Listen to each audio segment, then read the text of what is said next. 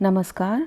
आज के वाचन में हम फिर देखेंगे, जो कि हमने और भागों में भी देखा, कि कैसे ठाकुर जी नरेंद्र के ऊपर बहुत स्नेह रखते हैं और हर स्थिति हर परिस्थिति में नरेंद्र का समर्थन करते रहते हैं और उस पर अपना स्नेह की वर्षा करते रहते हैं।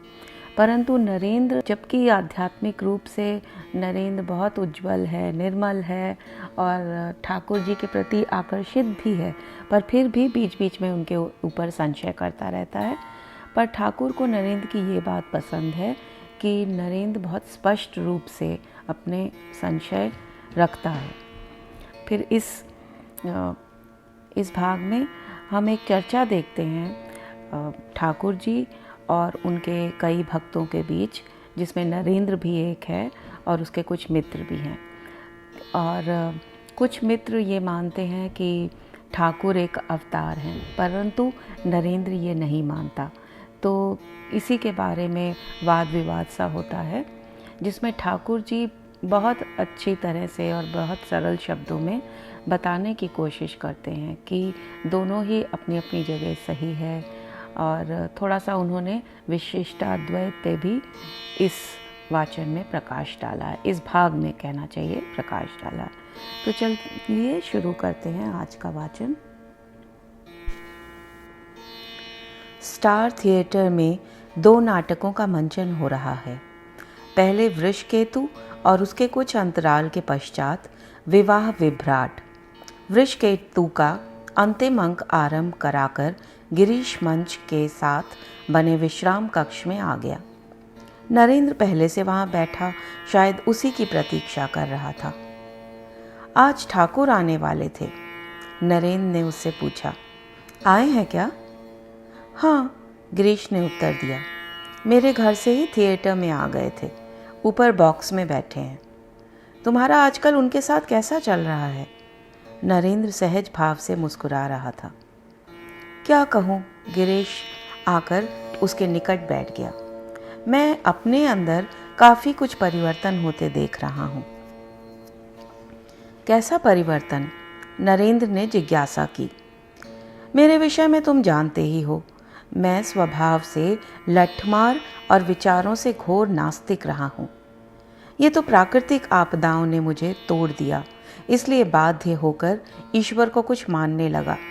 नहीं तो मैं ईश्वर को भी साथ बैठाकर सुरापान करा देता। गिरीश दबे स्वर में हंसा। नरेंद्र समझ रहा था कि वो लोग मंच के विश्राम गृह में बैठे हैं और मंच पर नाटक चल रहा है, इसलिए गिरीश स्वर दबाकर हंस रहा है, नहीं तो शायद वो अट्टहास करता। मैं अपनी पूर्व मानसिकता में होता तो किसी साधु संत की चिंता नहीं थी मुझे। गिरीश पुनः बोला, मेरा अपना अभिमान सुविधा से किसी के सम्मुख सिर झुकाने नहीं देता। पहली बार मैंने भी अन्य लोगों के समान इंडियन मिरर में ही ठाकुर के विषय में पढ़ा था और पढ़कर सोचा था कि ब्रह्म समाजियों ने एक न जाने कैसा परमहंस खड़ा कर लिया है। ये शायद 1877 की बात है। ठाकुर हमारे मोहल्ले बोसपाड़ा में दीनानाथ बोस के घर आए थे।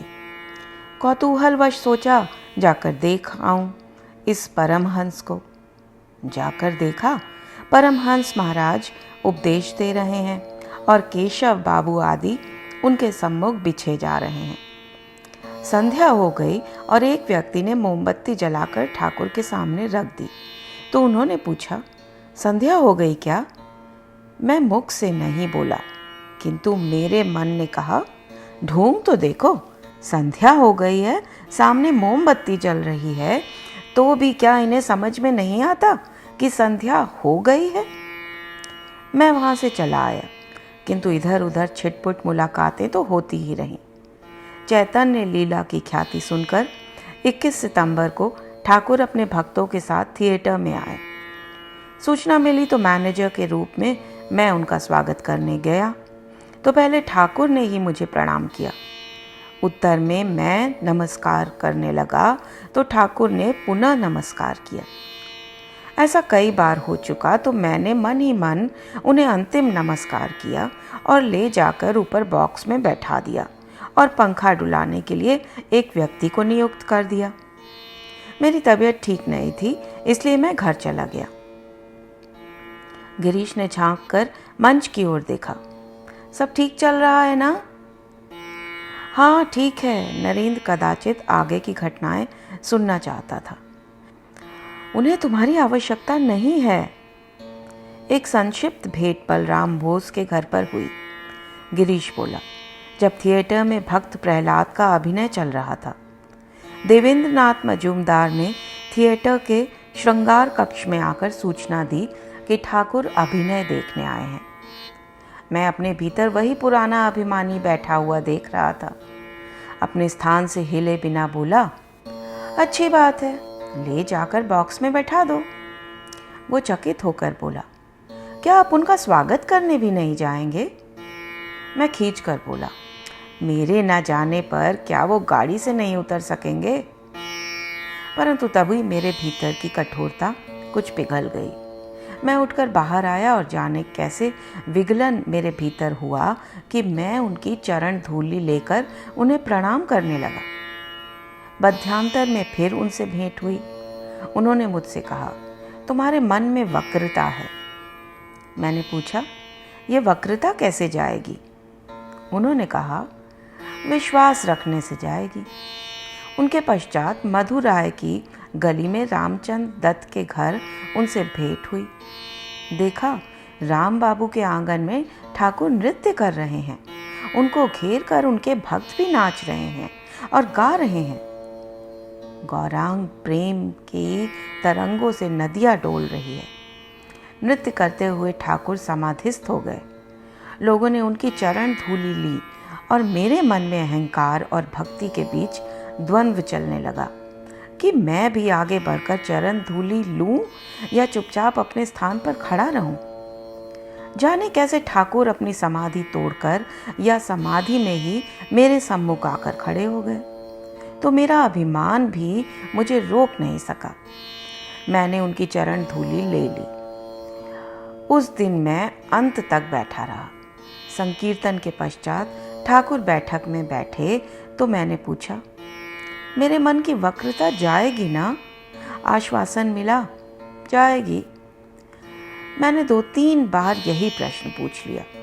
बस मनमोहन मित्र रुष्ट हो गए। देवेंद्र ने मुझे कहा कि यदि मुझे सचमुच ठाकुर की संगति का लाभ उठाना है तो मुझे दक्षिणेश्वर जाना चाहिए। तो मैं दक्षिणेश्वर जाने लगा। मुझे धीरे धीरे विश्वास होने लगा कि वो महाप्रभु ही नहीं अवतार हैं, पर लगता है कि उनके साथ फिर झगड़ा होगा।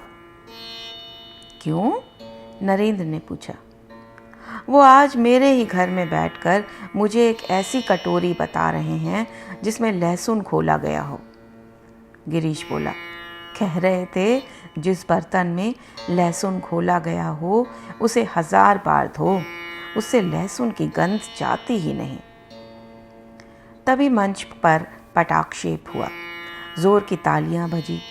लोगों के उठने और बाहर जाने की ध्वनियां आने लगी।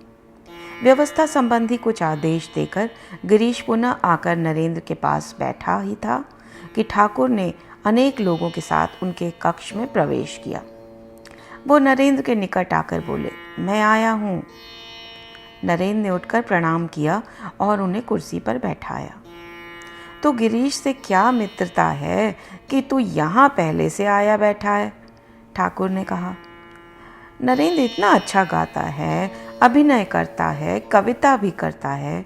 गिरीश बोला, जब उसका संगीत, नाटक, काव्य सबसे संबंध है तो वो गिरीश का मित्र कैसे नहीं होगा? ओ, तो तुम दोनों एक ही गोत्र के हो? ठाकुर हंसे। अच्छा, ये थिएटर तुम्हारा है या तुम लोगों का? गिरीश को इस प्रश्न की प्रासंगिकता समझ में नहीं आई। फिर भी बोला, जी हम लोगों का है। हम लोगों का शब्द ही अच्छा है, मेरा कहना ठीक नहीं। ठाकुर बोले, जो मैं और मेरा का प्रयोग करते हैं वो क्षुद्र बुद्धि और अहंकारी लोग हैं। थिएटर तो हमारा ही हो सकता है। नरेंद्र बोला, वो मेरा हो ही कैसे सकता है? क्यों? महेंद्र गुप्त ने पूछा। क्योंकि सारा संसार ही एक थिएटर है, नरेंद्र बोला। एक व्यक्ति से ना थिएटर बनता है ना संसार। ठाकुर ने नरेंद्र की बात को गंभीर चर्चा के रूप में ग्रहण किया। हाँ ठीक है, परंतु कहीं विद्या का खेल है, कहीं अविद्या का। नरेंद्र ने किसी हठी बालक के समान ठाकुर की बात का विरोध किया। सभी विद्या के खेल हैं। ठाकुर के मन में एक क्षण के लिए प्रश्न उठा कि नरेंद्र उनकी बात समझने का प्रयत्न क्यों नहीं कर रहा, किंतु अगले ही क्षण उन्हें नरेंद्र उस बालक के समान दिखाई दिया जो अपनी किसी खींच के कारण हट पकड़ लेता है और फिर किसी तर्क को सुनना नहीं चाहता। और आजकल तो उसके पास खींच के अनेक कारण हैं। वैसे भी इस समय वो गिरीश के साथ था और गिरीश किसी सीमा तक ठाकुर से रुष्ट था। कहीं ये गिरीश का रोष ही तो नहीं बोल रहा? पर बालक कितना भी हठी हो, घर के वयस्क उसे किसी न किसी प्रकार मना ही लेते हैं। हाँ, है तो सब विद्या का खेल ही। ठाकुर उससे सहमत हो गए। किंतु विद्या और अविद्या का अभेद तो ब्रह्म ज्ञान के पश्चात ही समझ में आता है। भक्त और भक्ति के लिए दोनों का ही अस्तित्व है, विद्या माया का भी, अविद्या माया का भी। ठाकुर मधुर ढंग से मुस्कुराए। अच्छा, मैं इस समय तुझसे तर्क में उलझना नहीं चाहता। तेरा गाना सुनने आया हूं, अब तू गा जरा। ठाकुर के मधुर व्यवहार से नरेंद्र को भी लगा कि वो कुछ अधिक ही कठोर हो गया था। किंतु ठाकुर के प्रति कठोर होने का क्या अर्थ? वो तो कभी किसी के प्रति कठोर नहीं होते। शिष्य होकर भी वो उनका विरोध करता है और गुरु होकर भी वो उससे सहमत हो जाते हैं। नरेंद्र ने गाना आरंभ किया। चिदानंद समुद्र के जल में प्रेमानंद की लहरें हैं। आहा, महाभाव में रासलीला की क्या ही माधुरी है। नाना प्रकार के विलास, आनंद प्रसंग, नई नई भाव तरंगे नए नए रूप धारण कर डूब रही हैं, उठ रही हैं और तरह तरह के खेल कर रही हैं। महायोग में सभी एक प्रकार बन गए हैं। देश काल की पृथकता तथा भेदाभेद मिट गए और मेरी आशा पूर्ण हुई। मेरी सभी आकांक्षाएं मिट गईं। ठाकुर उसके गीत से आनंदित हो रहे थे। सहसा बोले, देखा तूने, महायोग में सभी एकाकार बन गए। ये ब्रह्म ज्ञान से ही होता है। तू जो कह रहा था कि सभी विद्या है, सबका एकाकार हो जाना, उसमें उसी एक तत्व को देखना साधारण स्थिति नहीं है। ये ब्रह्म ज्ञान की स्थिति है नरेंद्र। नरेंद्र गीत की अंतिम पंक्तियों पर पहुंचा। हे मन, आनंद में मस्त होकर दोनों हाथ उठाकर हरि हरि बोल। इसे 2 बार कह ठाकुर ने आग्रह किया। नरेंद्र समझ रहा था ठाकुर का ज्ञान मार्ग से कोई विरोध नहीं था, फिर भी वो भक्ति पर ही अधिक रीझे हुए थे। उसने 2 बार गाया, हे मन, आनंद में मस्त होकर दोनों हाथ उठाकर हरि हरि बोल, हरि हरि बोल। गीत पूरा हुआ तो गिरीश बोला, देवेंद्र बाबू नहीं आए। वो आहत अभिमान से कहते हैं, हमारे अंदर तो कुछ सार नहीं है, हम वहां आकर करेंगे क्या? नरेंद्र समझ गया कि देवेंद्र बाबू के बहाने गिरीश अपने आहत अभिमान की चर्चा कर रहा था। ठाकुर ने उसे लहसुन वाली कटोरी जो कह दिया था। नाटककार था ना, रूपक में बात कर रहा था। एक पात्र पर दूसरा पात्र आरोपित कर रहा था। किंतु ठाकुर ने कोई विशेष चिंता नहीं की। अत्यंत सहज भाव से बोले, पहले तो वो ऐसी बातें नहीं करते थे। ठाकुर ने गिरीश के कथन को अपने ऊपर आरोप के रूप में भी स्वीकार नहीं किया था। लोगों के अभिमान को अक्षुण्ण बनाए रखने भर के लिए यदि वो अपनी अपेक्षाओं के अनुरूप व्यवहार कर लेते रहेंगे तो ठाकुर सहज कैसे रह पाएंगे। शायद इसीलिए वो इन बातों का दायित्व अपने सिर नहीं लेते। गिरीश ने ठाकुर के जलपान की व्यवस्था कर रखी थी। थिएटर है तो क्या वो उन्हें बिना सत्कार के नहीं जाने देगा। ठाकुर ने जलपान आरंभ किया। मिठाई का एक टुकड़ा उन्होंने नरेंद्र की ओर बढ़ाया। लो तुम भी खाओ। यतीन देव ने देखा। ठाकुर ने अन्य उपस्थित लोगों में से किसी को ना तो खाने का निमंत्रण दिया, ना ही उनमें से किसी की ओर तश्तरी बढ़ाई थी। बस केवल नरेंद्र। वो जैसे पूर्णतः अनियंत्रित हो उठा, विस्फोट सा करता हुआ बोला, आप बस नरेंद्र खाओ कर रहे हैं। और भी तो लोग हैं यहाँ उपस्थित। हम लोग मनुष्य नहीं हैं, अपदार्थ हैं या बाढ़ के साथ बह आए घास फूस हैं। नरेंद्र ने यतीन की ओर देखा। क्या हो गया है उसे? संत साधुओं के साथ इस प्रकार व्यवहार किया जाता है क्या? यतीन के लिए ठाकुर नए नहीं थे। क्या वो ठाकुर के व्यवहार को समझता नहीं? जहां तक नरेंद्र जानता था, ठाकुर यतीन को बहुत चाहते थे। वो अनेक बार दक्षिणेश्वर जाकर ठाकुर के पास सारा दिन रह जाता था। कई बार तो रात को भी रुक जाता था। ठाकुर उसका सत्कार नहीं करते थे तो वो वहां कैसे रह सकता था? वैसे खाने पीने का कोई अभाव नहीं था यतीन को। वो शोभा बाजार के धनी मानी राजाओं के परिवार में से था, राधाकांत देव का पुत्र। तो ये भी आहत अभिमान का ही चित्कार था। गिरीश और उसके आसपास इतने आहत अभिमानी क्यों एकत्रित हो गए थे? ये कहीं गिरीश के ही प्रतिबिंब तो नहीं थे? यतीन के इस विस्फोट का ठाकुर पर तनिक भी प्रभाव नहीं हुआ। उन्होंने नरेंद्र की ओर देखा। देख, यतीन तेरे ही विषय में कह रहा है। उन्होंने स्निग्ध भाव से यतीन की ठोड़ी पकड़ उसे प्यार से हिलाया और साहस बोले, दक्षिणेश्वर आना, वहां मैं तुम्हें खाने के लिए पर्याप्त दूंगा। उनके चेहरे पर किसी प्रकार कोई असहज भाव नहीं था, न यतीन के अभद्र प्रलाप का मलाल, न पक्षपात के आरोप का उद्वेग। नरेंद्र के मन में भावों की पुष्टि हो रही थी। ठाकुर से सामाजिक शिष्टाचार के नाम पर अथवा अपनी अपेक्षा जताकर स्नेह नहीं पाया जा सकता था। ठाकुर जाकर पुनः अपने बॉक्स में बैठ गए। उनके साथ महेंद्र गुप्त बैठा था। अगला नाटक विवाह विभ्राट था।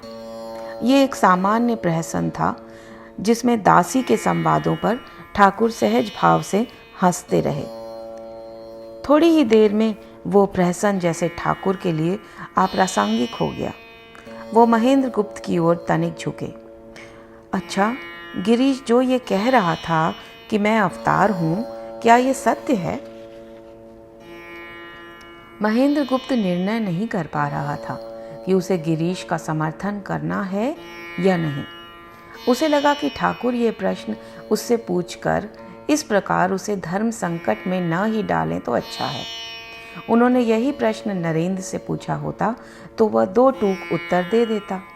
यदि उसे लगता कि ठाकुर ईश्वर के अवतार हैं तो कहता, वो अवतार हैं, गिरीश माने या ना माने, उसकी ऐसी की तैसी। और यदि उसे लगता है कि वो अवतार नहीं है तो स्पष्ट कह देता कि वो ना तो स्वयं भ्रम में रहे ना लोगों को बहकाएं। अवतारों के तो रंग ढंग ही और होते हैं।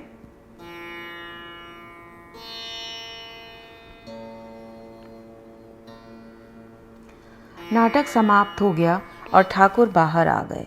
गिरीश ने ठाकुर के दक्षिणेश्वर जाने के लिए गाड़ी की व्यवस्था की। ठाकुर गाड़ी में बैठ गए तो गिरीश ने निकट आकर पूछा, लहसुन की गंध क्या जाएगी? गिरीश के स्वर में मात्र जिज्ञासा नहीं थी। उसका आहत अभिमान, उपालंब तथा प्रेम कोश पर्याप्त मुखर था। जाएगी। ठाकुर का स्वर अत्यंत सहज था। तो आप कह रहे हैं? गिरीश ने पीछा नहीं छोड़ा। जाएगी? कटोरी से यदि लहसुन की गंध आ रही हो, ठाकुर का स्वर पहले से कहीं अधिक निश्चयात्मक था, तो उसे आंच पर रख देना चाहिए। गंध चली जाएगी और बर्तन शुद्ध हो जाएगा। ठाकुर का स्वर स्निग्ध हुआ। जो कहता है मेरा नहीं होगा, उसका नहीं होगा। मुक्ति का अभिमान करने वाला मुक्त हो जाता है और बद्ध अभिमानी बद्ध ही रहता है। ठाकुर की गाड़ी आगे बढ़ गई। गिरीश अपने स्थान पर स्तब्ध खड़ा रहा। क्या कह गए ठाकुर? कटोरी से यदि लहसुन की गंध आ रही है तो उसे आंच पर रख देना चाहिए। कोई लाग लपेट नहीं, कोई झूठा आश्वासन नहीं। ये तो जैसे भगवान कृष्ण का गीता में दिया गया वचन ही था, तुम कर्म करो, फल मैं दूंगा। ठाकुर ने भी यही कह दिया। कटोरी को आंच पर चढ़ा दो, लहसुन की गंध चली जाएगी। गिरीश को अपना मार्ग स्पष्ट दिखाई दे रहा था।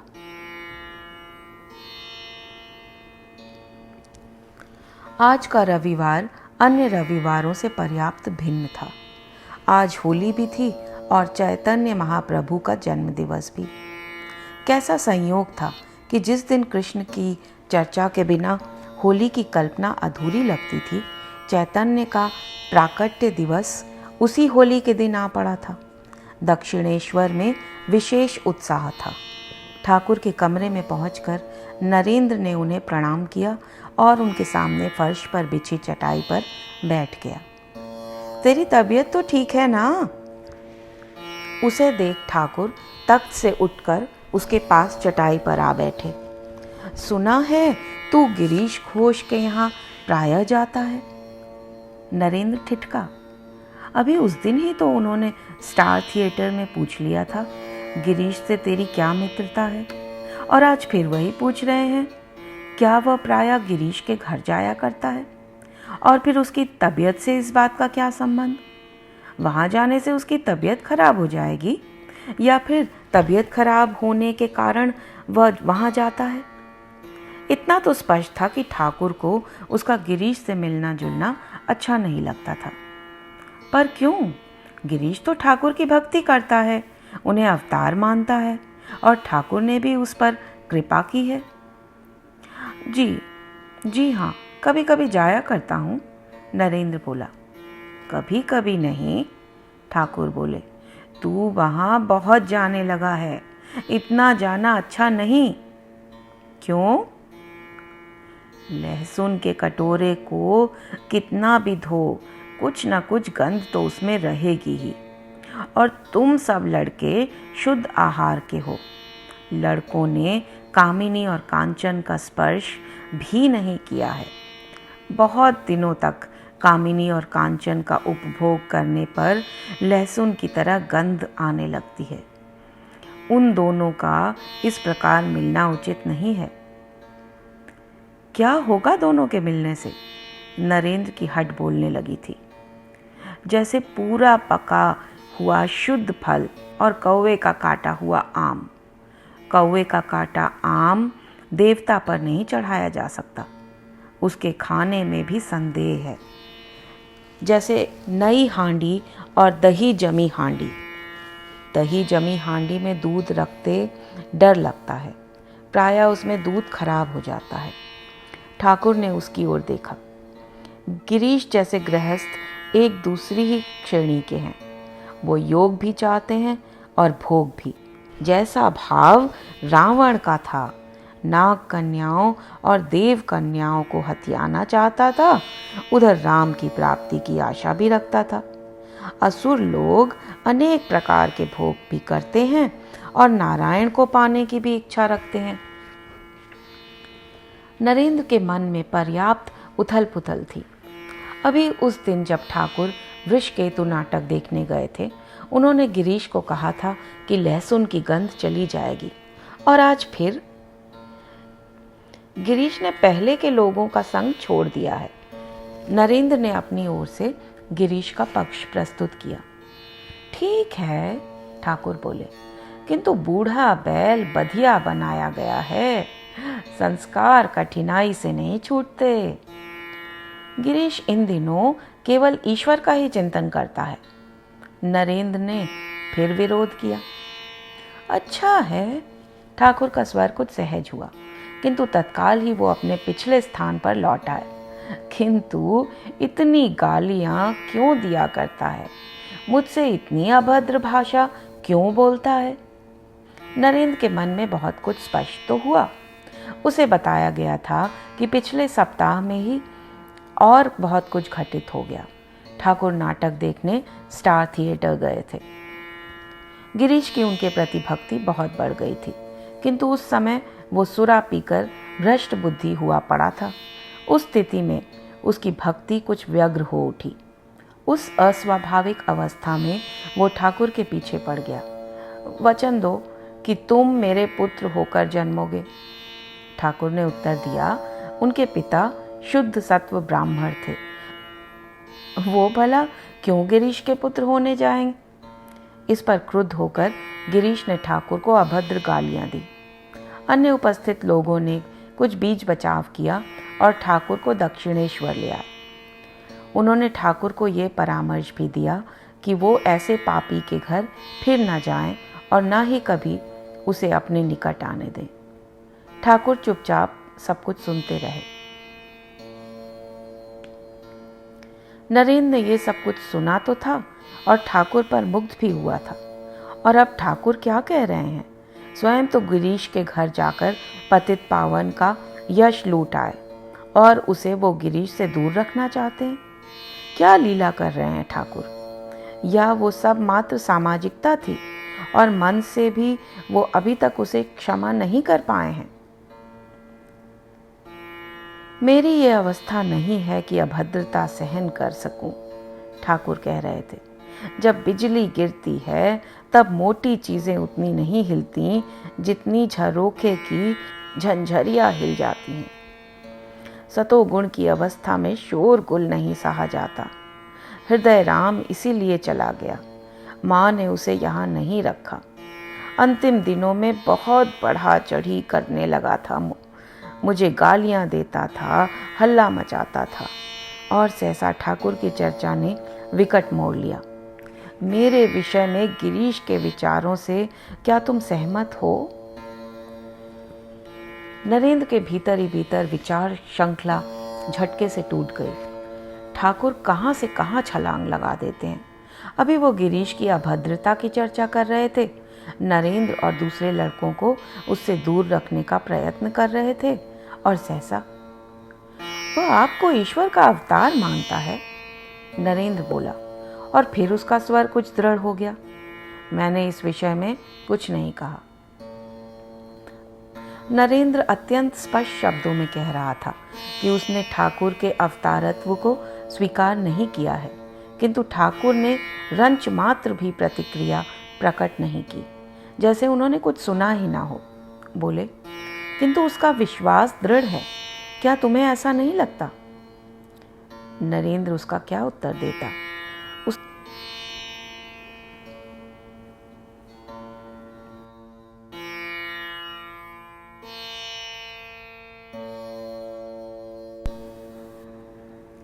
उसने अपनी दृष्टि चारों ओर घुमाई।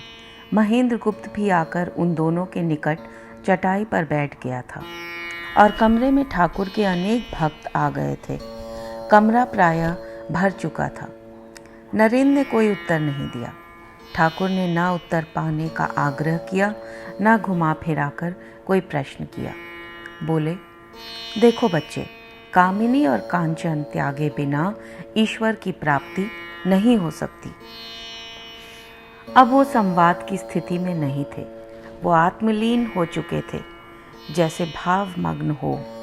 उनकी दृष्टि में करुणा भी थी और स्नेह भी। वो विभोर होकर गा उठे। बात करते हुए भी भय होता है, न करने पर भी भय होता है। हमारे हृदय में ये संदेह है कि राधा, तुम्हारे जैसे धन को हम खो न बैठे। तेरा मन जैसा है, तुझे हम वैसा ही मंत्र देंगे, पर तेरा मन तेरे पास है भी। हम लोग जिस मंत्र के बल से विपत्तियों से त्राण पाते हैं, उसी मंत्र से दूसरों को भी उत्तीर्ण करते हैं। अब सब कुछ तुम्हारे ही ऊपर है। नरेंद्र स्पष्ट देख रहा था कि ठाकुर भयभीत हैं कि नरेंद्र किसी अन्य का ना हो जाए। किसका? गिरीश का? ठाकुर को छोड़कर कोई गिरीश का हो सकता है क्या? और गिरीश का होकर कोई ठाकुर से दूर हो सकता है क्या? पर ठाकुर के इस प्रेममय आशंकित मन का कोई क्या करे? ठाकुर स्वयं ही कहते हैं, उसे लेकर उतना ही आशंकित भी रहता है। इस साक्षात प्रेम मूर्ति को कोई और क्या समझाए? नरेंद्र का मन ही तरल नहीं हुआ, आंखें भी भर आईं। वो सजल नयन प्रेम से उस अवतार को देखता रहा। एक नए दर्शनार्थी ने चकित और हताश होकर पूछा, महाराज, कांचन और कामिनी का त्याग कर दें तो फिर गृहस्थ कहाँ जाएं? तुम गृहस्थी करो ना, ठाकुर ने जैसे थोड़े आवेश में कहा। हम लोगों के मध्य तो कुछ ऐसी ही बात हो गई। नरेंद्र बैठा सोच रहा था, ठीक ऐसा ही पहले भी हो चुका है। सब ओर से हताश होकर जब नरेंद्र ने संन्यास ग्रहण करने का निश्चय कर लिया था तो ठाकुर उसे एक प्रकार से बलात् दक्षिणेश्वर खींच लाए थे। तब भी उन्होंने उसे सामने बैठाकर ऐसा ही गीत गाया था। तब भी उन्हें लगा था कि उनका नरेंद्र उनसे दूर जा रहा है, वो उसे कहीं खो न दे। आज फिर उन्हें वैसा ही कुछ लग रहा है, केवल गिरीश घोष के कारण। वो गिरीश घोष जो ठाकुर को ईश्वर का अवतार मानता है और उन्हीं की कसौटी पर सफल होने का प्रयत्न कर रहा है, उससे भी ठाकुर आशंकित हैं। पहले भी उनके अश्रुओं को देखकर पास बैठे लोग चकित हो गए थे। क्या ठाकुर गिरीश से घृणा करते हैं? नरेंद्र का तर्क जैसे स्तब्ध सा खड़ा हो गया। ठाकुर के आचरण को तर्क से नहीं समझा जा सकता। नरेंद्र समझ रहा था ठाकुर क्या हैं, वो क्या चाहते हैं और उनके हृदय का प्रेम कितना गंभीर और सघन व्यापक है। नरेंद्र का तर्क जैसे स्तब्ध सा खड़ा रह गया। ठाकुर के आचरण को तर्क से नहीं समझा जा सकता। तर्क मनुष्य को व्यवहारिक सांसारिक धरातल से ही बांध कर रखता है। वह व्यक्ति की अनुभूति की उदात्तता को समाप्त कर सकता है। तर्क से तो ठाकुर का वास्तविक स्वरूप प्रकट नहीं होगा। ठाकुर बार बार कह रहे हैं कि नरेंद्र और उनके मित्र कोरे बर्तन हैं, स्वच्छ हैं, सात्विक हैं। उनके प्रति ठाकुर का प्रेम उन्हें किसी भी ऐसे पात्र के संपर्क में नहीं आने देना चाहता जो उनके सामने स्वच्छ और सात्विक नहीं है। किंतु ठाकुर गिरीश जैसे लोगों को उनकी पतितावस्था में तो नहीं छोड़ सकते। वो तो उनसे भी प्रेम करते हैं, उनका उद्धार भी करना चाहते हैं। वे उनको आंच पर रखने की तैयारी भी कर रहे हैं ताकि उनकी लहसुन की गंध चली जाए। वो सबका उत्थान चाहते हैं, इसलिए गिरीश के पास भी जाते हैं, किंतु नरेंद्र का भी उत्थान चाहते हैं, इसलिए उसे गिरीश के संपर्क से बचाए रखना चाहते हैं। कृष्ण गोकुल के लोगों को कालिये से बचाए रखना चाहते हैं, इसलिए उन्होंने कालिये से दूर रखा, किंतु कालिये के उद्धार के लिए स्वयं उनके पास गए। उसके विष फुत्कारों को अपने शरीर पर सहन किया, उसके प्रहारों को झेला और उसके विष का हरण कर उसे अपनी भक्ति दे आए। नरेंद्र समझ रहा था ठाकुर क्या हैं, वो क्या चाहते हैं और उनके हृदय का प्रेम कितना गंभीर, सघन और व्यापक है। ठाकुर भी अब तक संभल गए थे।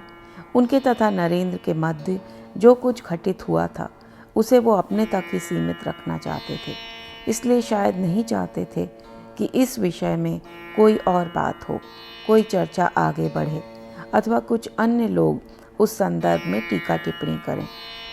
उन्होंने अपने पास बैठे महिमाचरण चक्रवर्ती से कहा, बढ़ जाओ और भी आगे बढ़ जाओ, चंदन की लकड़ी मिलेगी। और आगे बढ़ो, चांदी की खान मिलेगी। और आगे बढ़ जाओ तो सोने की खान मिलेगी। और आगे बढ़ो तो हीरे और मणि मिलेंगे, बढ़ जाओ। महिमाचरण को समझने में कठिनाई नहीं हुई कि ठाकुर ईश्वर की ओर बढ़ने के लिए कह रहे हैं और चांदी, सोना, हीरे आदि सांसारिक ऐश्वर्य मार्ग में बाधाएं हैं। उनकी ओर आकृष्ट हों, उनमें लुब्ध हों, मनुष्य ईश्वर से विमुख हो जाता है। जिन्हें सामान्यतः वो अपनी उपलब्धि मानता है, वो ही उसकी बाधाएं हैं। ये ही तो संसार की प्रवंचना है। मनुष्य को यदि वस्तुतः ईश्वर तक पहुंचना है तो उसे सांसारिक विभूतियों का लोभ त्यागना होगा। किंतु मन तो सोने चांदी की ओर खिंचता जाता है। महिमाचरण ने अपनी कठिनाई बताई। वो आगे बढ़ने ही नहीं देता। उसने जैसे मुझे लगाम से बांध दिया है। लगाम काट दो। ठाकुर मुक्ति की आनंदानुभूति से हंसे। उसके नाम की तलवार से अपने बंधन काट डालो। महाकाली के नाम के प्रभाव से काल पाश भी छिन्न हो जाता है। ठाकुर बातें तो महिमाचरण से कर रहे थे, किंतु उनका सारा ध्यान नरेंद्र की ओर था। उनकी दृष्टि बार बार उसके चेहरे पर जा रुकती।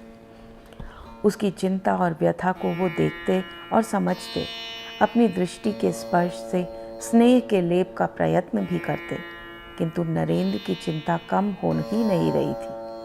और आज तो उसके आते ही ठाकुर ने उसके साथ गिरीश की कथा आरंभ कर दी थी। नरेंद्र सहज ही किसी के कहने पर अपने संबंध तोड़ने वाला लड़का नहीं था। हाजरा के संदर्भ में नरेंद्र का व्यवहार ठाकुर देख चुके थे। सहसा उन्होंने नरेंद्र से पूछा, तू चिकित्सक तो नहीं बना? और फिर जैसे अपनी बात को स्पष्ट करने के लिए सूत्र देते हुए बोले, शतमारी भवेद्वैद्यः सहस्त्रमारी चिकित्सकः। नरेंद्र ठीक से समझ नहीं पाया कि ठाकुर उससे क्या पूछ रहे हैं। वैद्य अथवा चिकित्सक का कोई संदर्भ नहीं था। फिर ठाकुर क्या पूछ रहे हैं? क्या वो केवल अनुभव की बात कर रहे हैं, सांसारिक अनुभव की बात? इतनी कम अवस्था में उसे जीवन के सुख दुख के जितने उतार चढ़ाव देखने पड़े थे, उससे वो अनुभवबद्ध तो हुआ ही था, किंतु उसने 1000 रोगियों को मारकर चिकित्सक का अनुभव प्राप्त नहीं किया था। उसने 1000 रोगियों को झेलकर चिकित्सक की भूमिका नहीं पाई थी। किंतु संभव है कि ठाकुर का अभिप्राय कुछ और ही हो। संभव है वो उससे कह रहे हो कि अच्छा ही है कि तू चिकित्सक नहीं बना। चिकित्सक 1000 रोगियों की पीड़ा का व्यापार करता है, उन्हें मारकर अनुभव प्राप्त करता है और उन्हीं के संबंधियों से धन प्राप्त कर धनाढ्य होता है। नरेंद्र निर्धन ही रहा। उसने धन प्राप्त नहीं किया, किंतु धन प्राप्ति के लिए उसने मानवीय पीड़ा का व्यापार नहीं किया। नरेंद्र ने ठाकुर के प्रश्न का कोई उत्तर नहीं दिया, बस मुस्कुराकर रह गया।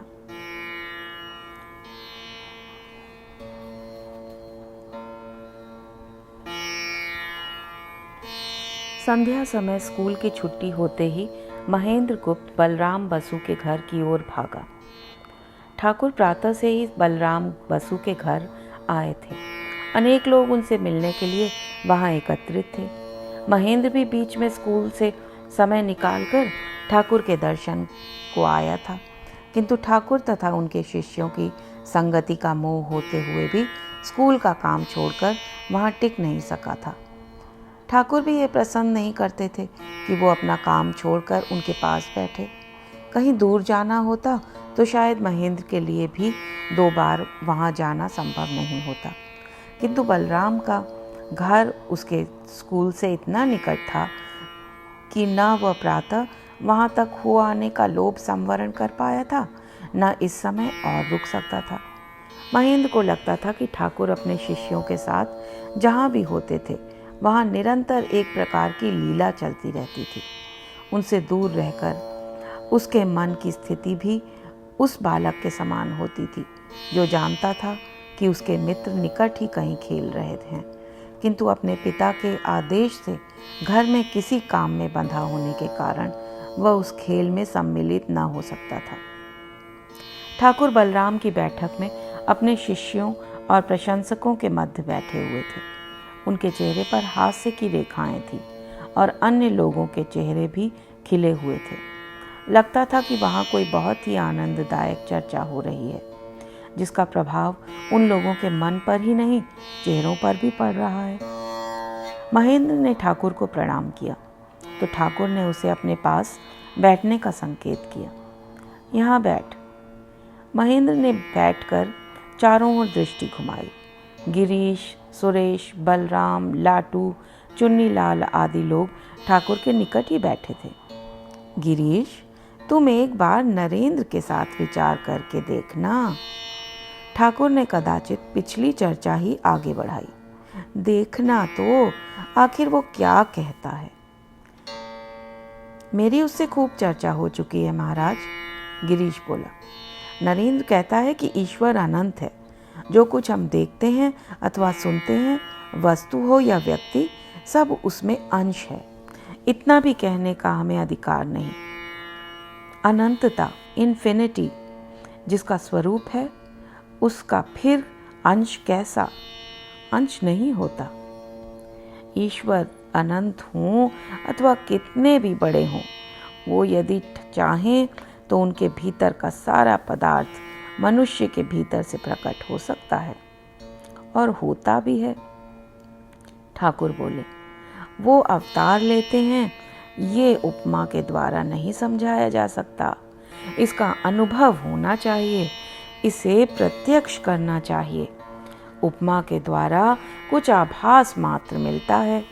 यदि कोई गाय का सींग छू ले तो गाय को छूना हुआ, पैर या पूंछ को छूना भी छूना ही है। परंतु हमारे लिए गाय के भीतर का सारा भाग दूध है। वो दूध उसके थनों से निकलता है। उसी प्रकार प्रेम और भक्ति की शिक्षा देने के लिए ईश्वर मनुष्य का शरीर धारण करके समय समय पर आते हैं।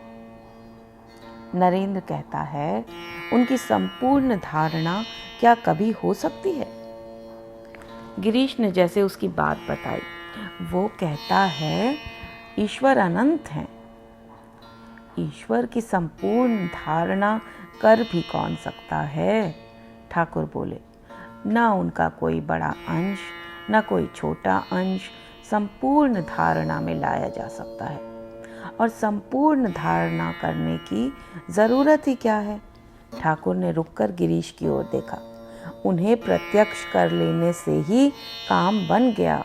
उनके अवतार को देखने से ही उन्हें देखना हो गया।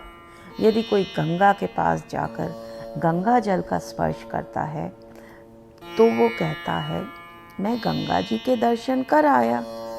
उसे हरिद्वार से गंगा सागर तक की गंगा का स्पर्श नहीं करना पड़ता। तुम्हारा पैर यदि मैं छू लूं तो तुम्हें छूना हो गया। ठाकुर ने रुकते रुकते जोड़ा, अग्नि तत्व सब जगह है, परंतु लकड़ी में अधिक है। पर जहां से मुझे आगे मिलेगी? गिरीश बोला, मेरे लिए तो अग्नि तत्व वही है। अग्नि तत्व लकड़ी में अधिक है, ठाकुर ने बलपूर्वक कहा। यदि तुम ईश्वर की खोज करते हो तो मनुष्य में खोजो। आदमी में उनका प्रकाश अधिक होता है। जिस व्यक्ति में अर्जिता भक्ति देखोगे, पाओगे कि उसमें प्रेम और भक्ति दोनों ही उमड़ रहे हैं। ईश्वर के लिए वो पागल हो रहा है, उनके प्रेम में मस्त घूमता है। उस मनुष्य में निश्चय पूर्वक समझो कि वो अवतीर्ण हो चुके हैं। वो तो हैं ही, परंतु कहीं उनकी शक्ति का प्रकाश अधिक है, कहीं कम। अवतारों में उनकी शक्ति का प्रकाश अधिक है। अवतार शक्ति का ही होता है। सुरेंद्र मित्र की आंखें विस्मय से कुछ अधिक विस्तीर्ण हो गईं। क्या ठाकुर अपने अवतार होने के स्पष्ट संकेत दे रहे हैं?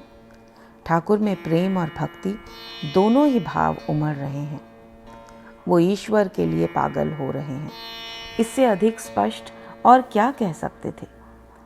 किंतु ठाकुर के अवतार होने की घोषणा करने वाले गिरीश का ध्यान इस ओर था ही नहीं। वो तो इस समय ढूंढ ढूंढ कर नरेंद्र की त्रुटियां गिनाने पर तुला हुआ था।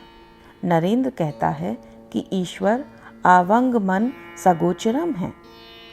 नहीं, इस मन से तो वो गोचर नहीं है, किंतु शुद्ध मन के गोचर हैं। ठाकुर बोले, इस बुद्धि से गोचर नहीं है, किंतु शुद्ध बुद्धि के गोचर अवश्य हैं। कामिनी और कांचन पर से आसक्ति गई नहीं कि शुद्ध मन और शुद्ध बुद्धि की उत्पत्ति हुई। तब शुद्ध मन और शुद्ध बुद्धि एक कहलाते हैं। वो शुद्ध मन से दिख पड़ते हैं। क्या ऋषि मुनियों ने उनके दर्शन नहीं किए? उन लोगों ने चैतन्य के द्वारा चैतन्य का साक्षात्कार किया था। लगा कि गिरीश ने ठाकुर की बात जैसे सुनी ही नहीं। ठाकुर ईश्वर दर्शन की सारी प्रक्रिया बता गए, किंतु गिरीश अपनी बात कहने को इतना उत्सुक था कि कुछ ग्रहण ही नहीं कर पा रहा था। ठाकुर की बात पूरी होते ही उसने अपने मन में उथल पुथल करते हुए वाक्य को तत्काल उगल दिया। नरेंद्र तर्क में मुझसे परास्त हो गया। ठाकुर ने जैसे पहली बार पूरी खुली आंखों से गिरीश को देखा। इसका अहंकार नष्ट नहीं हुआ। उसे न भगवान को पाने की आतुरता है, न सत्य को पाने की। उसे संतोष है कि उसने नरेंद्र को तर्क में परास्त कर दिया है। नहीं, ठाकुर का स्वर इतना दृढ़ बहुत कम अवसरों पर होता था। वो परास्त नहीं हुआ, उसने तुमसे तर्क नहीं किया। क्यों तर्क नहीं किया? गिरीश बोला। इसलिए ना कि उसके पास तर्क था ही नहीं। नहीं, उसने मुझसे कहा है, ठाकुर ने उत्तर दिया। गिरीश घोष एक मनुष्य को अवतार कहकर जब इतना विश्वास करता है तो इस पर मैं और क्या कहता। इस प्रकार के विश्वास पर कुछ और कहना भी नहीं चाहिए। महेंद्र गुप्त देख रहा था कि स्वयं ठाकुर उस गिरीश के पक्ष में नहीं थे जो उनके अवतार होने की घोषणा कर रहा था। वो उस नरेंद्र के पक्ष में थे जो उनको अवतार नहीं मानता था। वो स्पष्ट कह रहे थे कि नरेंद्र ने उसे तर्क के अयोग्य मानकर उसके साथ तर्क नहीं किया, किंतु गिरीश की समझ में ये बात नहीं आ रही थी। गिरीश नरेंद्र पर अपनी विजय की घोषणा कर और भी उन्मुक्त हो गया था। उसे लगा कि वो अपनी सारी बात कह भी चुका और मनवा भी चुका। अब और था ही क्या कहने को।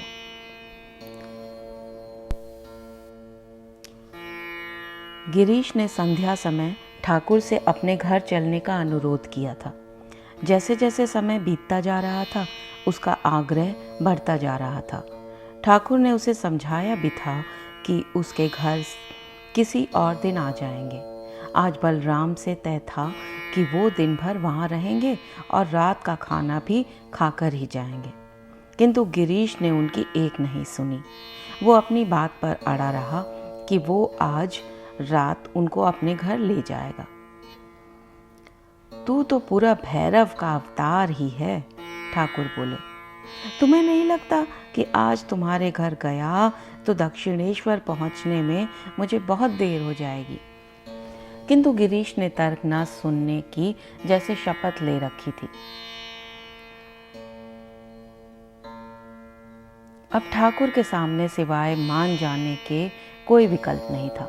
रात के 9 बज रहे थे। बलराम ने उनके लिए रात का भोजन भी तैयार करवाया था। ठाकुर समझ रहे थे कि उनका इस प्रकार भोजन छोड़ गिरीश के घर जाना उसे अच्छा नहीं लगेगा, पर अब गिरीश को कौन समझाए। मेरे लिए जो कुछ पकाया है ना, उसे गिरीश के घर भिजवा दो, ठाकुर बोले। मैं वहीं भोजन कर लूँगा। सहसा ठाकुर के चेहरे पर का भाव परिवर्तित हो गया। सहसा ठाकुर के चेहरे का भाव परिवर्तित हो गया। अब तक गिरीश के इस दुराग्रह के बोझ तले दबकर अपनी इच्छा के विरुद्ध बलराम का मन दुखाने का जो भाव था वो सहसा विलीन हो गया। उनके चेहरे पर एक सहज हास्य प्रकट हुआ और वो जैसे गिरीश के घर जाने की आतुरता में वेगपूर्वक आगे बढ़े। अभी 2-4 सीढ़ियां ही उतरे थे कि उनमें दिव्योन्माद के लक्षण प्रकट होने लगे। लगा जैसे वो मदोन्मत्त हो उठे हों। महेंद्र गुप्त और नारायण उनके साथ साथ चल रहे थे। रामचंद्र दत्त, चुन्नीलाल तथा अन्य लोग पीछे पीछे आ रहे थे। नीचे पहुंचने तक ठाकुर के पग डगमगाने से लगे थे। नारायण झपट कर आगे बढ़ा। उसने ठाकुर को थामने के लिए हाथ बढ़ाया, कहीं वो गिर ही ना पड़े। ठाकुर को उसका ये प्रयत्न अच्छा नहीं लगा। उन्होंने जैसे उसके स्पर्श से बचने के लिए स्वयं को संभाला। जब बोले तो स्वर में स्नेह भरा पूरा ही था। तुम मुझे इस प्रकार सहारा दोगे तो लोग समझेंगे कि मैं नशे में हूँ। मुझे अपने सहारे ही चलने दो। बोसपाड़ा वीथी का चौराहा पार किया ही था कि ठाकुर की चाल तेज हो गई। शेष लोग पीछे छूट गए। किसी को उनके इस असाधारण वेग का कारण समझ नहीं आया। थोड़ी देर में कारण स्पष्ट हुआ। सामने से नरेंद्र आ रहा था। वो दोनों आमने सामने पड़े। नरेंद्र को देखते ही उत्पन्न होने वाली ठाकुर की असाधारण प्रसन्नता से सभी परिचित थे। तो ये कारण है, रामचंद्र दत्त ने कहा। तभी उनका सारा अवसाद छट गया। तभी उन्हें नारायण द्वारा संभाले जाने का प्रयत्न नहीं भाया। तभी वो आगे आगे भाग रहे थे। तुम्हारा विचार है कि ठाकुर को मेरे घर की सीढ़ियां उतरने से पहले ही नरेंद्र के आने का आभास हो गया था? बलराम ने पूछा। उनके इस सारे व्यवहार से तो यही लगता है, राम ने उत्तर दिया। नरेंद्र ने ठाकुर को प्रणाम किया, किंतु आश्चर्य, ठाकुर ने उससे एक शब्द भी नहीं कहा। वो उसी प्रकार चलते गए। वो कदाचित भवोन्माद की स्थिति में थे। नरेंद्र भी उनके पीछे पीछे चल पड़ा। गिरीश की गली में प्रवेश करने के पश्चात ही ठाकुर की वाणी फूटी।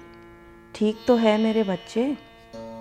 तुम्हें देखते ही आनंद की वो स्तब्धावस्था हुई कि मुख से एक शब्द भी नहीं निकला। उनका स्वर करुणा में डूबा हुआ था। गिरीश का द्वार अभी दूर था और ठाकुर चलते चलते रुक गए। उन्होंने नरेंद्र की ओर देखा। तुमसे एक बात कहनी थी। एक तो ये कि उन्होंने अपनी ओर संकेत किया, और एक वो है। उनकी तर्जनी नरेंद्र की ओर उठी। उन्होंने अपनी बात की व्याख्या नहीं की। किसी ने उनसे कोई प्रश्न भी नहीं किया। जाने उनके मन में इस समय क्या घटित हो रहा था। जिस दिन उसने ठाकुर के कहने पर काली मंदिर में जाकर माँ भक्तारिणी से धन के स्थान पर भक्ति मांगी थी, नरेंद्र सोच रहा था।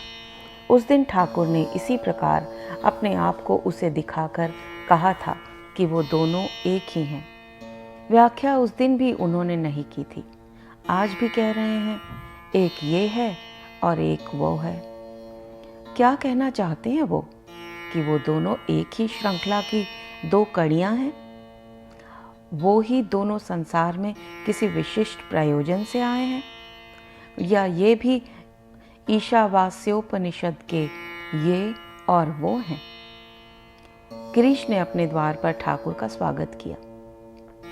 उनके निकट आ जाने पर अत्यंत नाटकीय ढंग से वो दंड के समान ठाकुर के चरणों पर गिर पड़ा।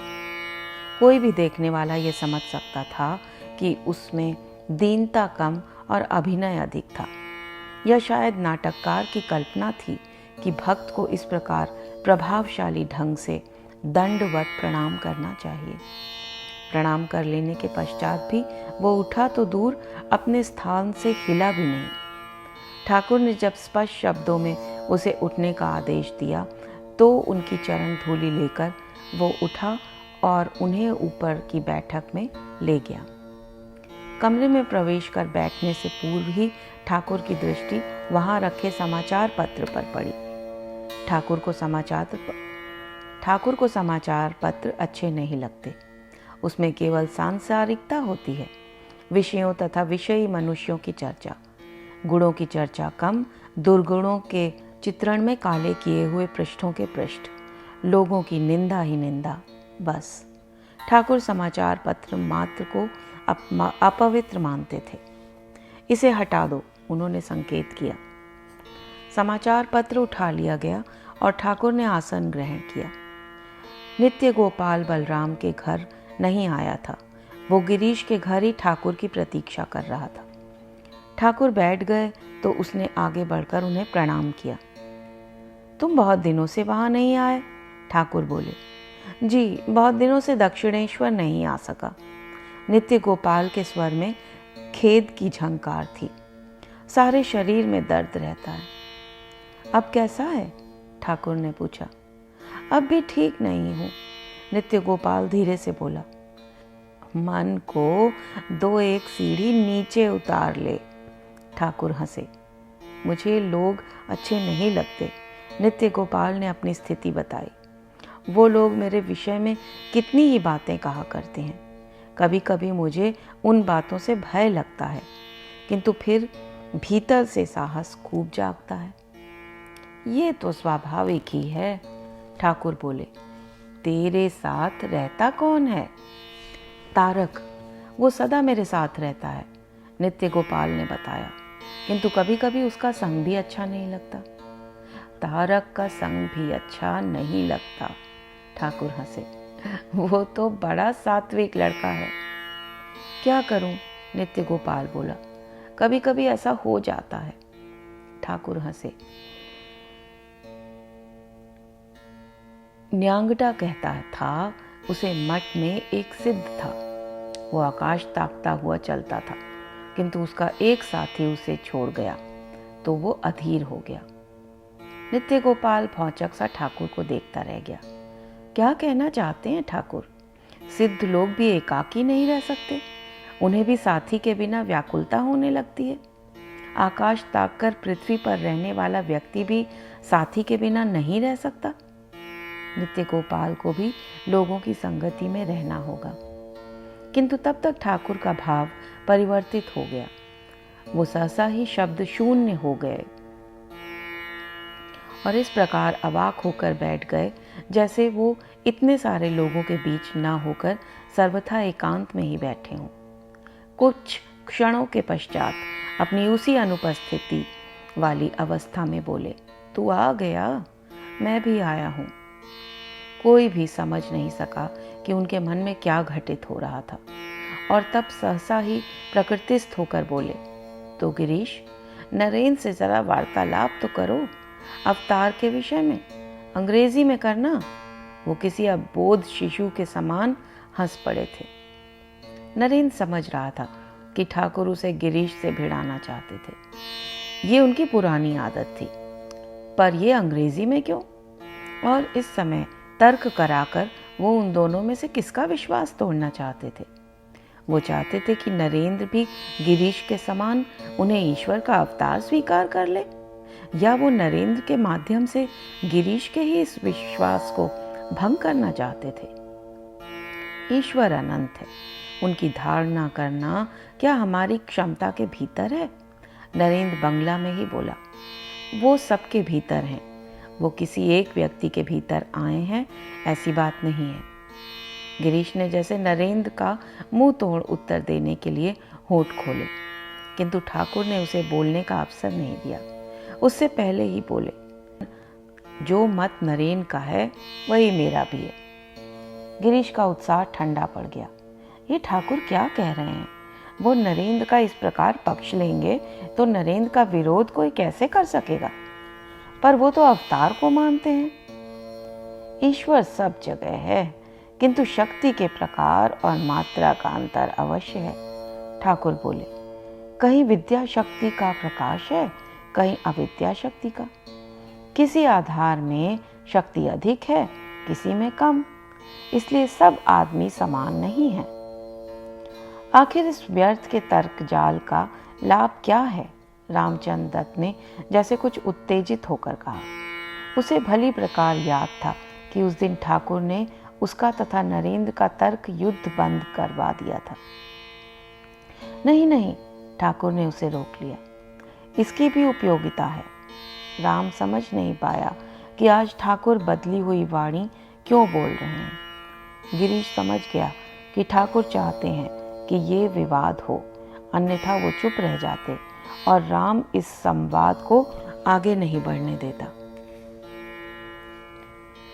तुम्हें कैसे मालूम हुआ कि वो देह धारण करके नहीं आते? गिरीश ने नरेंद्र की ओर देखा। वो अवांग मनसा गोचरम है, नरेंद्र ने उत्तर दिया। नहीं, वो शुद्ध बुद्धि गोचर है, ठाकुर ने बीच में ही कहा। शुद्ध बुद्धि और शुद्ध आत्मा एक ही वस्तु है। ऋषियों ने शुद्ध बुद्धि द्वारा शुद्ध आत्मा का साक्षात्कार किया था। गिरीश को ठाकुर की बात से बल मिला। बोला, मनुष्य के रूप में उनका अवतार न हो तो संसार को समझाए फिर कौन? मनुष्य को ज्ञान तथा भक्ति देने के लिए वो देह धारण करते हैं, नहीं तो शिक्षा कौन देगा? क्यों?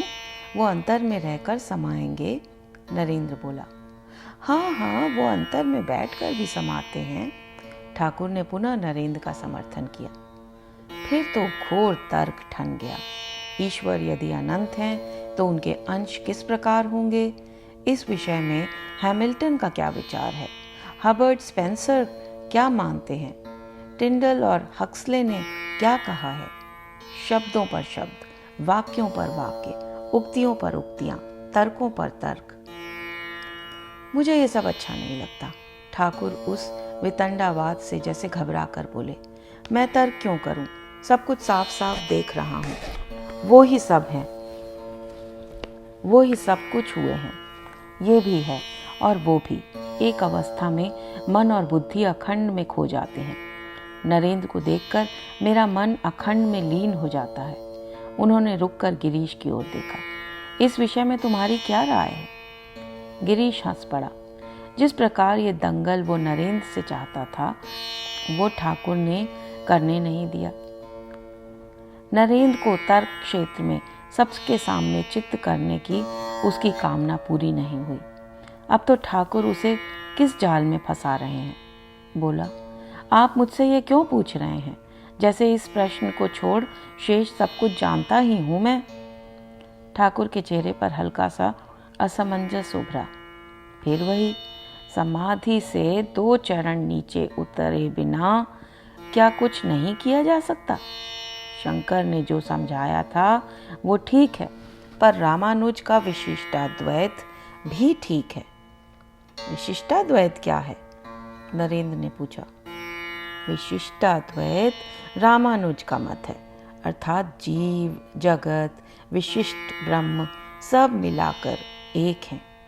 जैसे बिल्व फल, एक ने उसके खोपड़े को अलग, बीजों को अलग और गूदे को अलग अलग कर लिया है। फिर ये समझाने की आवश्यकता हुई कि ये बेल में वजन कितना था। तब केवल गूदा तौलने पर बेल का वजन पूरा कैसे उतर सकता था? पूरा वजन समझाना है तो खोपड़ा, बीज और गूदा तीनों ही एक साथ लेने होंगे। वैसे तो खोपड़े और बीजों को निकालकर गूदे को लोग असल चीज समझते हैं, पर फिर विचार करके देखो, जिस वस्तु का गूदा है उसी का खोपड़ा भी है और उसी के बीज भी। पहले नेति नेति करके जानना पड़ता है। जीव नेति, जगत नेति, इस प्रकार विचार करना पड़ता है। ब्रह्म ही वस्तु है और सब अवस्तु। फिर यह अनुभव होता है जिसका गूदा, खोपड़ और बीज भी उसी के हैं। जिसे ब्रह्म कहते हो उसी से जीव और जगत भी हैं।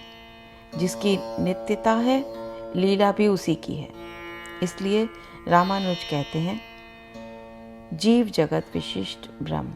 इसे ही विशिष्टाद्वैतावाद कहा जाता है। ठाकुर ने रुककर उन लोगों को देखा। अब बताओ, इसमें विचार क्या करना है? मैं स्पष्ट देख रहा हूँ कि वो सब कुछ हुए हैं, वो ही जीव और जगत हुए हैं, किंतु अपने भीतर चैतन्य को जगाए बिना कोई उस पूर्ण चैतन्य को जान नहीं सकता। तर्क तो तभी तक संभव है जब तक उन्हें कोई पा नहीं लेता। उसकी कृपा से चैतन्य लाभ चाहता है।